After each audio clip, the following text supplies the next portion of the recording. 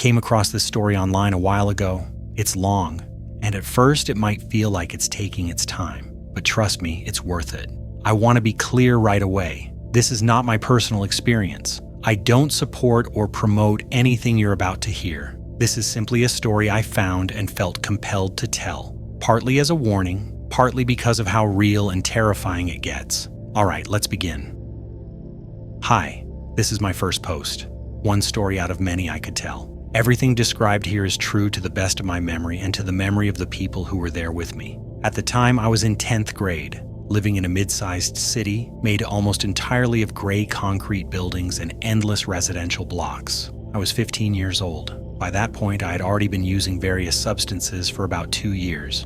It started when I was 13 with weed and prescription pills I stole from my mom while I was in 8th grade, but that's a completely different story. Over those 2 years, I tried way too much for someone that young. Constant weed, alcohol, mushrooms, a few paper tab trips, and plenty of other things. Yeah, it sounds insane for a 15-year-old, but that was my life back then. It was a Friday, the end of a long school week. I decided to hang out with my 2 best friends, the same guys I usually got into dumb trouble with. Our usual activities included video games, wandering around town, shoplifting small stuff, Pokemon cards, and pretty much any substance we could get our hands on. Let's call the first friend Cedric. Big guy, tall, around 300 pounds. The second was Paul, roughly my height, about 5'11", average build. After school, I stopped by home to drop off my books and ask my mom if I could stay over at their place. She said yes. Not long after, Cedric pulled up in his pickup truck. Paul was already sitting inside. As we drove away from my house, we started discussing what we were going to do that night. First step, pool our money and decide what to get. Altogether, we had around $70. We went to Cedric's place so we could message our usual dealers. Eventually, one of them replied. He was selling a vape cartridge with a certain green compound. The plan was simple. Buy the cartridge, and then shoplift some cough medicine from a store so we'd be set for the night. We drove out, picked up the cartridge, and were relieved to find out it was real. In our state, weed was illegal at the time, so fake products were everywhere. After that, we drove to a local park. We parked the truck, turned on music through a Bluetooth speaker that Cedric had literally duct-taped to the dashboard of his Chevy S10.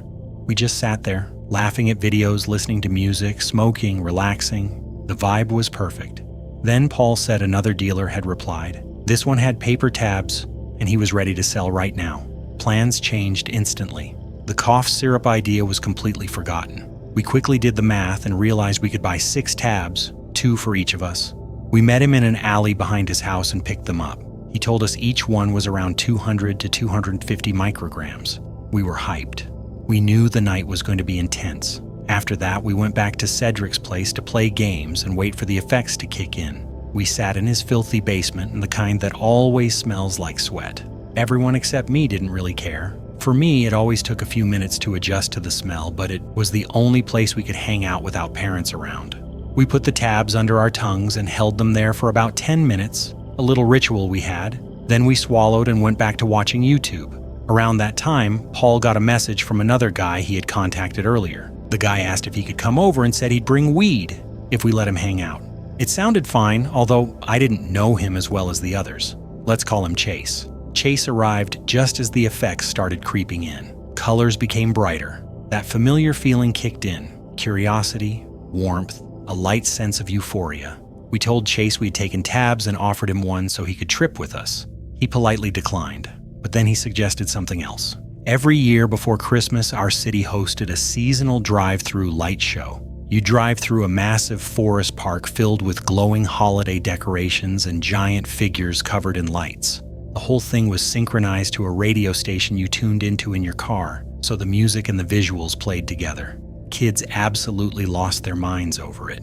Chase suggested that since we were tripping, going through that light show would be unreal.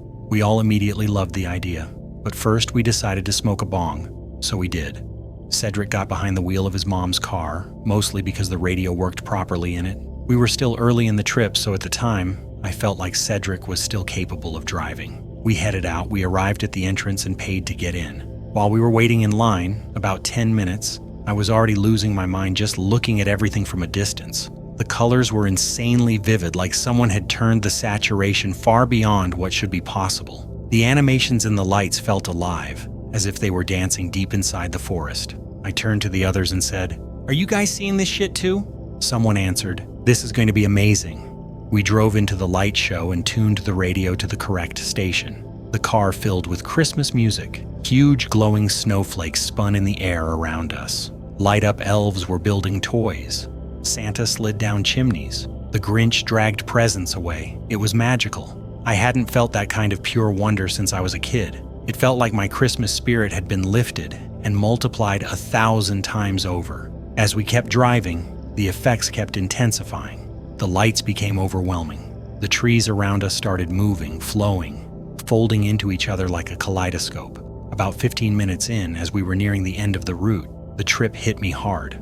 Thoughts became difficult to form. The visuals completely filled my field of vision. There were so many tracers that I took my glasses off, or more accurately, I threw them onto the floor of the car. At the time, it felt like that would somehow improve the image. Despite how intense everything was, I still felt good, really good. Near the end of the route, there was a parking area where cars could stop. We pulled over and just sat there, staring at the light installations. At some point, I still don't know who, someone turned off the radio and switched to Bluetooth. Instead of Christmas music, rap started blasting through the speakers. We thought it would be hilarious. Maybe the lights would sync to it somehow. And honestly, it was. It was one of the funniest, dumbest, most euphoric moments of my entire life. We were crying, laughing.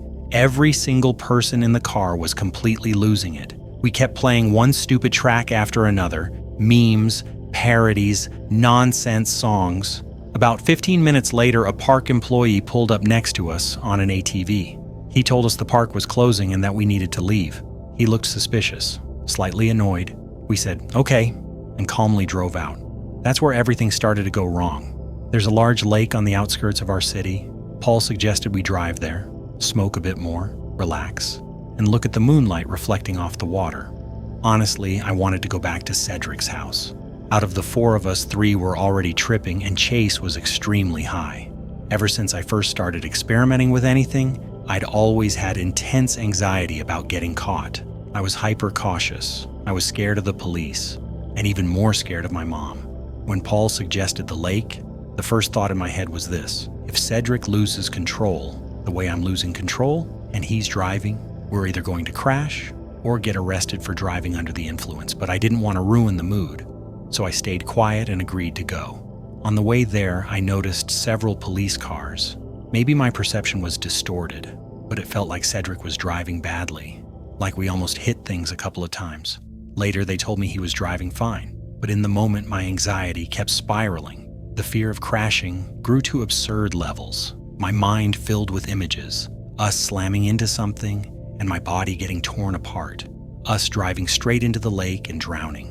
Police pulling us over while I couldn't even pretend to be sober. Thoughts piled on top of thoughts, faster and faster. I started shaking my leg, looking around constantly. The closer we got to the lake, the more I begged Cedric to stop. "You're driving terribly. Dude, slow down. You almost hit that car. That's a cop. We need to stop or we're done." The anxiety became physical. Everyone in the car knew I was losing it. This was that feeling of doom you get during a bad trip. The sense that something irreversible is about to happen. Even after we pulled into the parking lot by the lake, where there were no other cars or people around, I kept panicking. We were moving slowly, but I was still convinced we were about to die. My mind was flashing images of a shattered SUV over and over again. I begged them to take me home. I just needed a safe place, somewhere the terror would stop pressing down on me. I closed my eyes, but the feeling that I was about to die only got stronger. Later, my friends told me that even when we were fully parked, I was still mumbling about crashing and getting caught. Everything around me went dark. All I could see was darkness and endless movement in every surface, which only made the trip worse. Eventually, they couldn't handle my panic anymore and decided to drive back. We turned around in the parking lot and headed toward the exit. That's when I completely lost touch with reality. Paul and Chase tried to calm me down, but nothing worked. We were driving maybe 15 miles per hour, and I kept repeating the same thing over and over. "We need to stop. We need to stop." I reached forward and grabbed the gear shifter between the front seats. I yanked it. Even though we were still moving, there was a horrible grinding sound and a heavy thud from underneath the car. Everyone lurched forward. Cedric exploded with rage. He started screaming at me and told me to get into the back seat. He ordered Chase to take the wheel, saying it was fine, because Chase was just high. As soon as we started moving again, my panic came right back. The hallucinations completely took over. Reality was so distorted that I became convinced Chase was driving horribly too. It felt like he was swerving, drifting toward barriers, about to crash at any second. Later, my friends confirmed he was driving normally. I unbuckled my seatbelt. I realized something needed to be done. Something had to stop me. It didn't work. I jumped into the front seat and started physically attacking Chase. I hit his arms, his torso, his face, trying to pull his hands off the steering wheel. He yelled, "What the hell are you doing?" He slammed on the brakes and jumped out of the car. Cedric was furious. He told me to get out of the car immediately. I resisted for a moment until he threatened to physically drag me out. Considering he weighed almost 300 pounds, I changed my mind fast. I got out of the car, and then I screamed. Not like I ever had before in my life. It was pure terror, panic, and pain mixed into one sound. Chase got back in the car and drove away with the others. Nearby, there was a group of guys from school hanging out by their big pickup trucks drinking. Someone yelled something. I think it was junkie, but I'm not sure. Terrified, I ran away from the parking lot and the lake. I ran across an open field toward the road. The visuals were unreal, overwhelming. That's when I realized my glasses were gone. Without them, and with the visuals so intense, I was almost blind. I could only recognize objects if I was within a few feet of them. I checked my pockets. My phone, dead.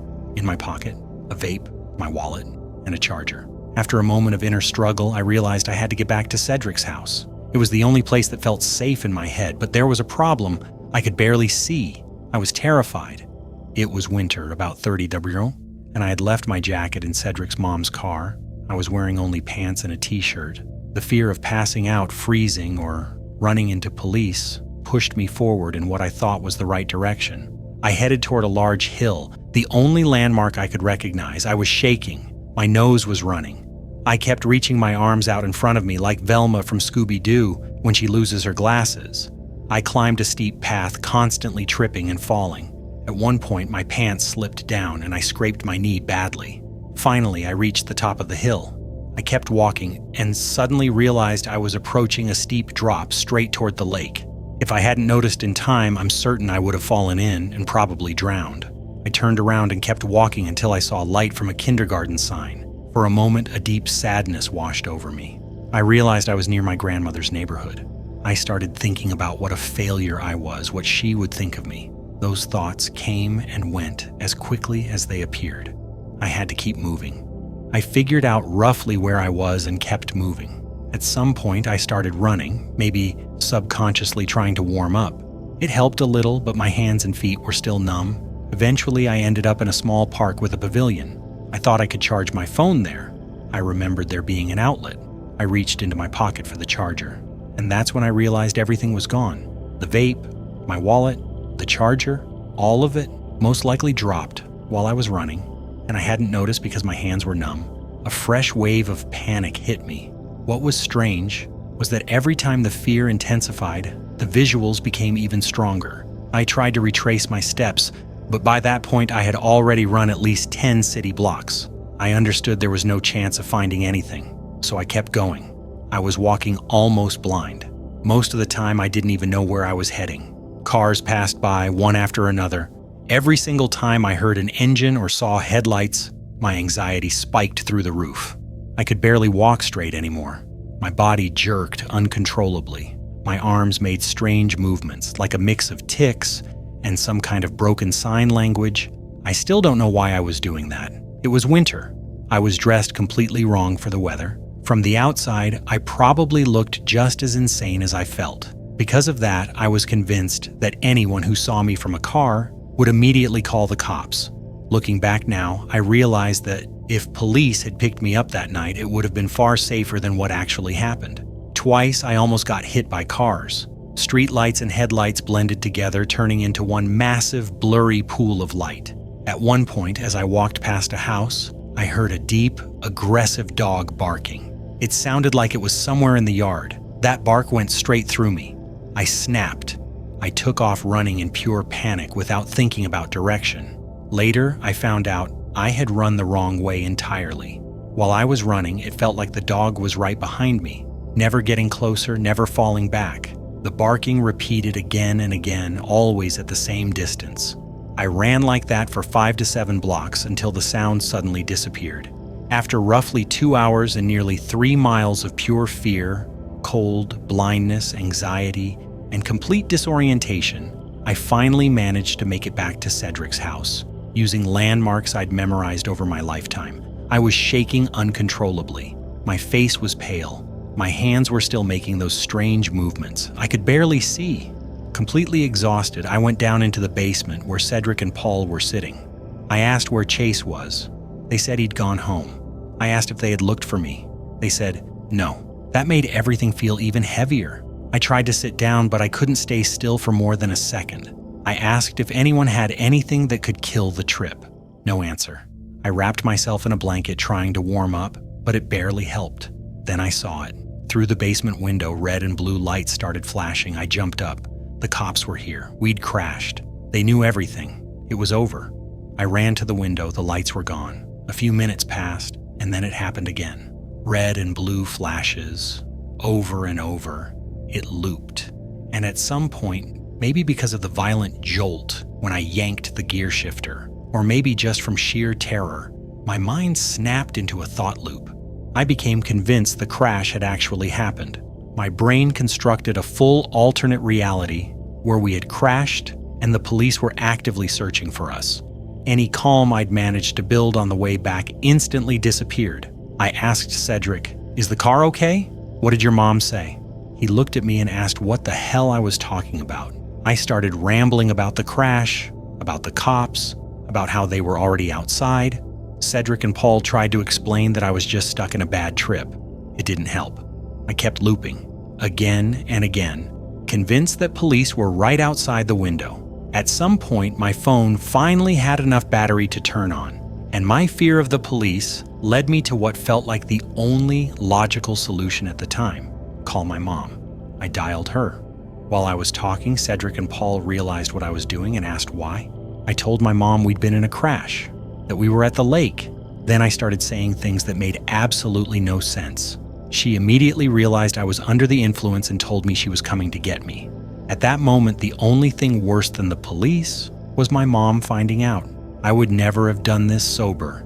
That should tell you how far gone I was. Cedric and Paul exploded with anger again. My mom arrived. I got into her car and immediately started talking nonsense again. We crashed. The cops came.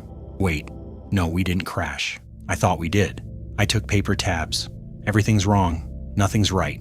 In my head, reality was splitting in two. Sometimes I knew I was tripping. Seconds later, I fully believed my delusions again. She drove me home and told my dad and brother what was happening. Then she yelled at me hard and sent me to my room. Later, she admitted she wanted to take me to the hospital, thinking I was having a psychotic episode. I'm glad we didn't go. I wouldn't have survived another level of humiliation that night. She was furious that I'd lost my wallet and that my $300 glasses were lying crushed somewhere in a car. Honestly, massive respect to her for putting up with my bullshit for so many years. That was the worst trip of my life. Losing control of my mind purely to fear haunted me for a long time. I'd never felt that kind of terror before, and never have since. I was convinced I was going to die one way or another. And the scariest part, outside of my hallucinations, I genuinely could have died. I could have fallen into the freezing lake. I could have been hit by a car. I could have frozen to death somewhere, blind and disoriented. Since then, I've been far more careful. Yes, paper tabs can be an amazing experience, but they can just as easily turn into a nightmare and a real threat to your life. Your mind isn't a toy, and the consequences can be permanent. If you made it this far, thanks for listening. If this story hit you in any way, consider leaving a like. And if you're interested in more real stories like this, subscribe. Take care.